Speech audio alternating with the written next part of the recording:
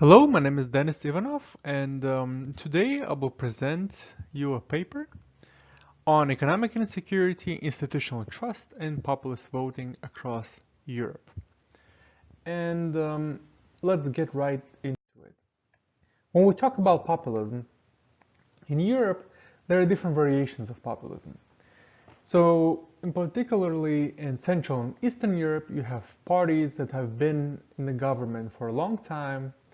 In other parts of the world, populists are not that popular, or not that prominent. They might not be in the government. They might be of a different variation. They might not be right-wing populist, but left-wing populist instead. Some populist parties are Eurosceptic, while others are not particularly so.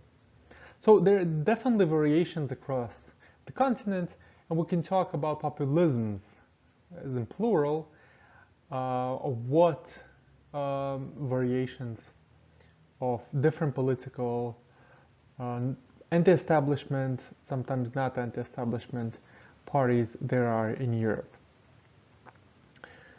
When we go deeper to explain the relationship, the usual way of explaining the relationship, why the demand in populist voting there is today, is that is associated with the rise in economic insecurity, right? So you have rise in economic insecurity or socioeconomic inequality at certain stages, in certain years, in certain parts of the world, and then you have the rise in populist demand. So demand for voting for populist parties. What I am trying to explain in this paper is the role of institutions. We know that institutions matter, but what I'm trying to do is to deliberately look at the moderating effect of institutions in this relationship of the rise in economic insecurity, which would affect the voting for populists, basically the populist demand. So when talking about the literature that we have and the evidence that we have for this relationship from economic insecurity or socioeconomic inequality and the rise of the support for populist parties, there are a lot of work, relatively large number of works written on the topic, especially in the recent years, with the two most prominent ones looking at economic insecurity of those who left behind or the losers of globalization, and the demand for support for populist politicians. And they find the relationship to a varying extent to be there. While others link positional deprivation and positional inequality and voting for radical right populist parties, they also find support there. As well as trust. So institutional trust in European supranational institutions, as well as trust in national parliaments, have also proven to affect the right-left divide in voting as well. However, the gap in the literature is to what extent, what about the moderating effect of institutions? So not taking institutions as the main independent variables, linking it with populist voting, but what is the moderating effect of all of this?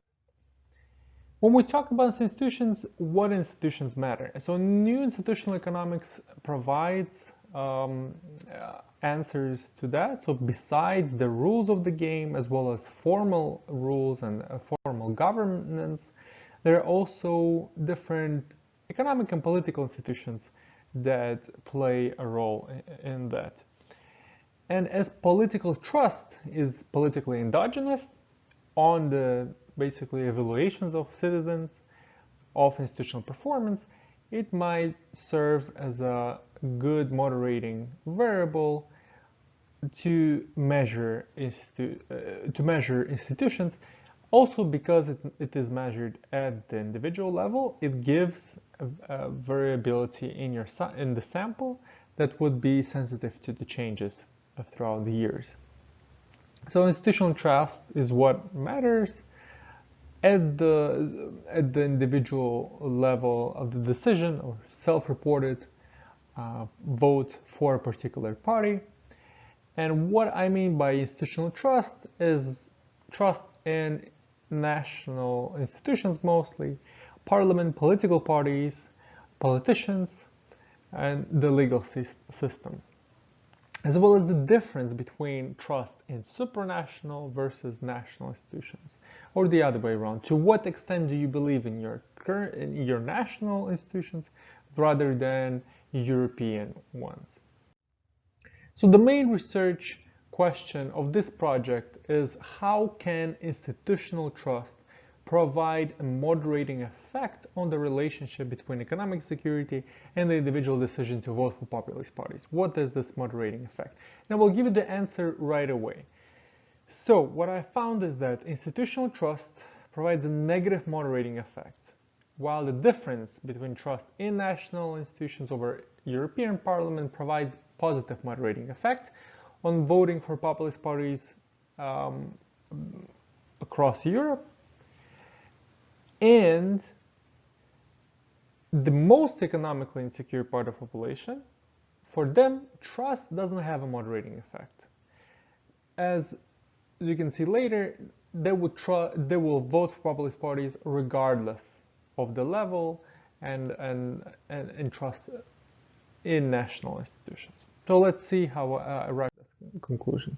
I achieved the goal and answered the research question using the multi-level modeling, and I modeled the data coming from two sources. One is European Social Survey from 2002 to 2016, and World Inequality Database. I also have a smaller sample, which has more dimensions in multi-level structure, such as NUTS levels. And so I used it as a robustness check for the relationship as well.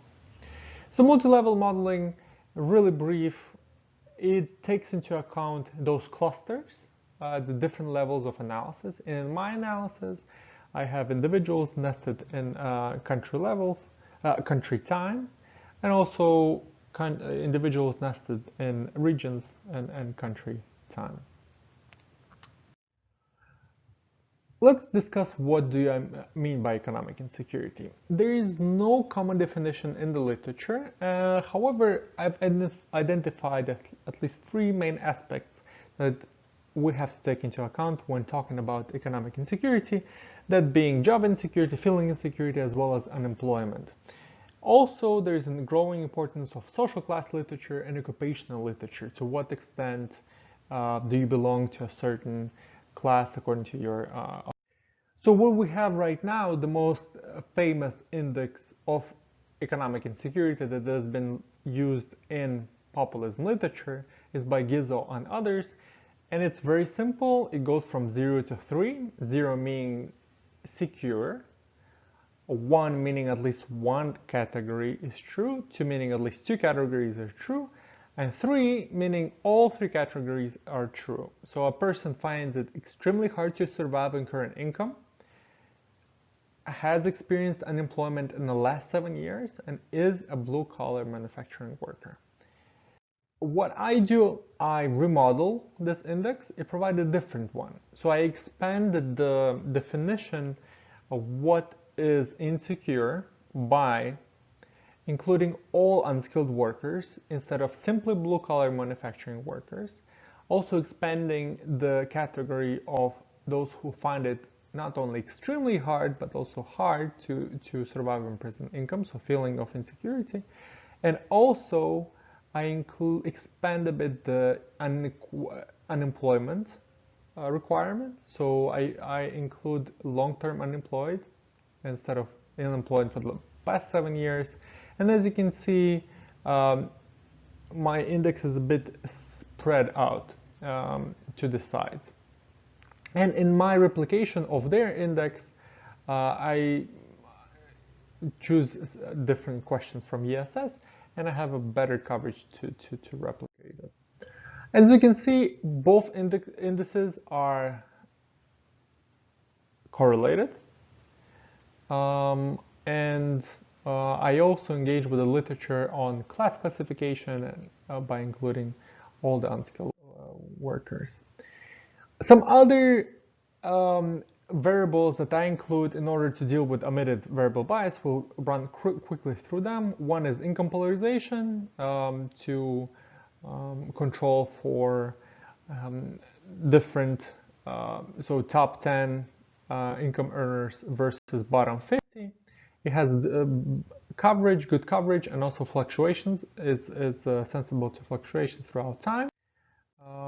Another is perception of inequality, so the perceptional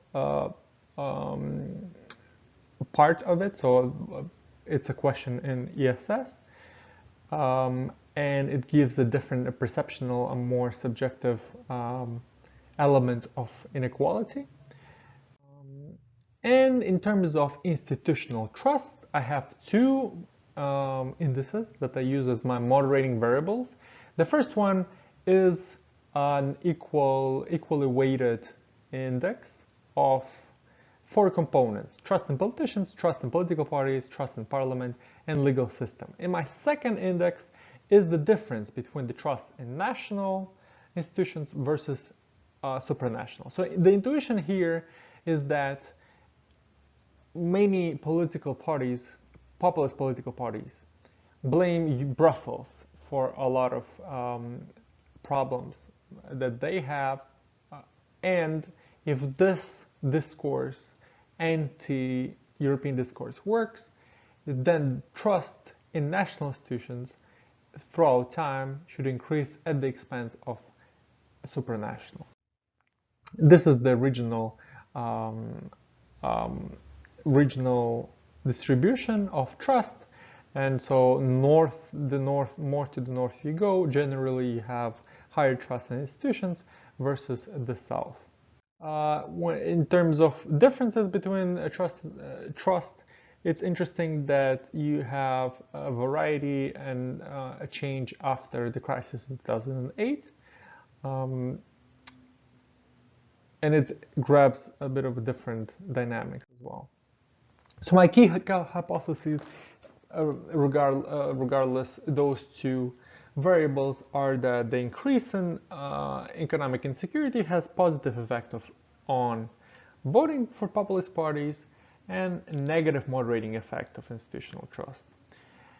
When talking about the differences, the moderating effect is positive. So this is my econometric model, and what I'm interested in is this interaction effect of insecurity and institutions. This is the table, the summary table of the results, and as you can see, I start with the direct model. There are significant effects of insecurity by itself, as well as institutional trust with a negative sign. And I have individual level interaction at different levels of insecurity. They all give highly statistically significant results. And also I have my robustness check model that points that if looking at regional levels of trust, the relationship still holds. When we look at it in a graphical representation, so as you can see, you have 4 categories according to this insecurity index that I've presented earlier. And what you can see is that for those who are highly economically insecure, the trust does not alter their decision to vote, right? So it remains high at around 11%. For others, there are differences. So generally for them, trust decreases their voting. So the more they trust in their national institutions, the less they would be prone to vote for populist parties. When we disentangle the effect and look at the differences between 2 different groups, as you can see, there is a high difference between those who are highly insecure and those who are secure, and also between groups of highly insecure and a bit less insecure. When I look at my trust differences model basically get very similar results, but with a different interpretation. So the effect still holds also at the regional level. And if you look at the graph, you can see that the slope, so it's positive effect, and the slope is upward. And if you look at them separately, you can see that now those highly insecure ones, for them, the more they trust national institutions at the expense of European institutions, so the trust is the difference in trust is positive, the more they're prone to vote for populist parties, right? And you can see the difference between groups. So those who are highly secure, for them, this trust has a positive effect, and the difference between the groups are about 5% in terms of voting for populist parties. So when we talk about the results, the paper contributes to a better understanding in the relationship between economic insecurity and voting for populists. And for the most insecure ones, as I've presented earlier, trust in institutions, national institutions, doesn't have a moderating effect on their decision to vote for populist parties. But when we talk about the difference in trust, national versus supranational, it still matters, right? So generally, trust, the more trustful you are, the less you're prone to vote for populist parties. And when we talk about these trust differences in between European and national institutions, it is in line with mostly qualitative studies on anti-European Union populist discourse of the right as well as left wing, and the differences of populisms across Europe, especially for parties who are Eurosceptic political discourse. So